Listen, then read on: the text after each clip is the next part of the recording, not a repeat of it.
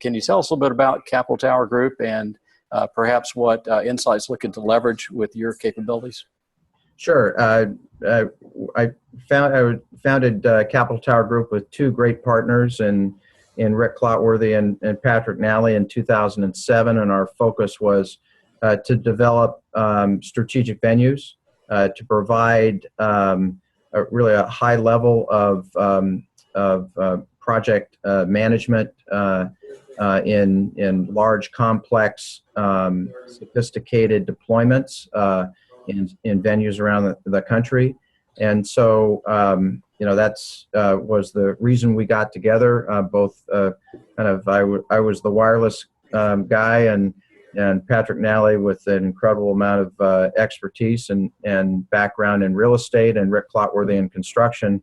That was the three-legged part of the strategy. We developed that over the course of just about 8 years, and we enjoyed some fantastic projects that we were involved with, both as if you will, a hired gun to oversee those complex deployments, be it the Rose Bowl or the Alaska Viaduct project on behalf of AT&T and the Carrier Team Solutions.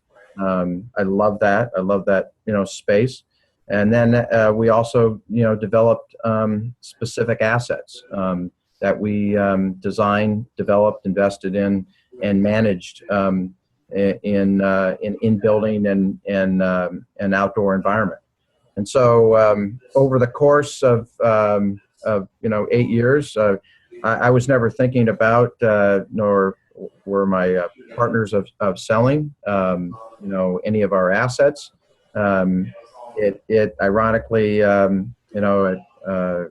we had a discussion with Insite and David Weissman, who I've always had the highest amount of regard for and respect. And we had a conversation, and from my perspective of where it needed to be from what the future looked like, the ability and the opportunity to both from my standpoint to be a part of a company like that and help lead that DAS and small cell strategy, and also it was a right time for collectively as partners to sell those assets that we've developed over time. So it was nothing that we were in our own board meetings discussing or looking to or pursuing. It just came about very, very quickly. It made a lot of sense. It was a great acquisition, for Insite Wireless for those assets.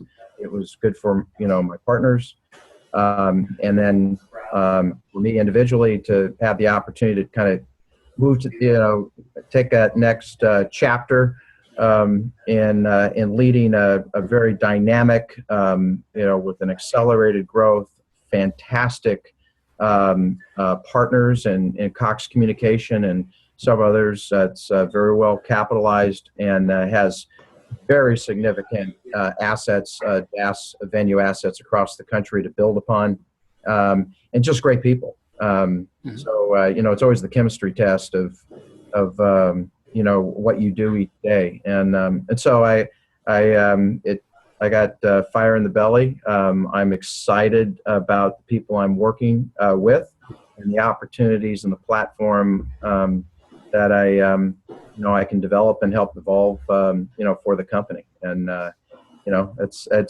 the swim lane I've always loved being in, and now it's I'm in a little bit faster and bigger car, so but it's all good. We all have a need for speed, and it's fun to drive fast. But yes.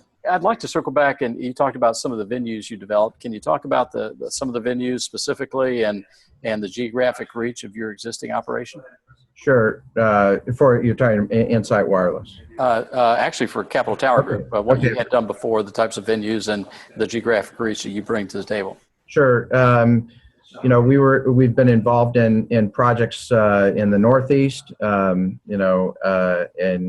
the South, Northwest, Central Chicago, and here in Southern California and Northern California. So it pretty diverse. I mean, my background in previously with AT&T for many years, ran the strategic venue strategy. So my relationships, my perspective was on a national basis, and so it was it didn't that was my backyard that I was aware of and playing in, and so we developed assets based upon those relationships and awareness. So we were all over the country. We had strategic partnering with great companies on the design side, and examples of repeated signal solutions. And so we put together what we think were all-star teams in being able to provide that solution. A lot of some of the other Terranea Resort was a low development property, a $600 million resort on the ocean, with putting in a full in-building system and world-class venue, and is ranked as stuff from as such as a wireless player.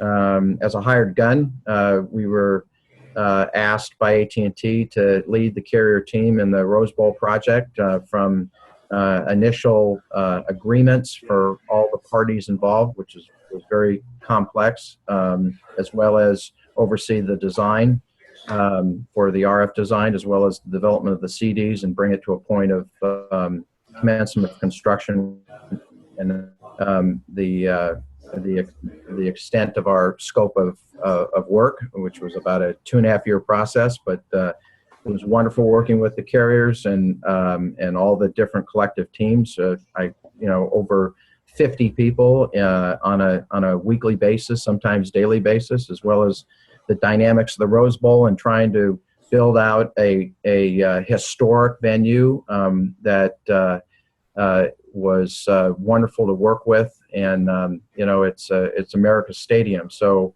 it had its own challenges, but it's moving forward in a great way. So.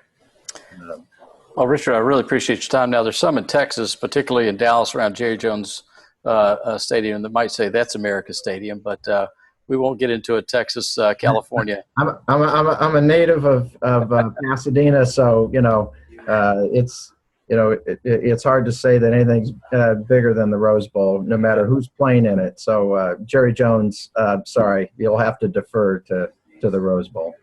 Well, Richard, thank you for your time. I look forward to and wish you the very best in your new position. Thank you.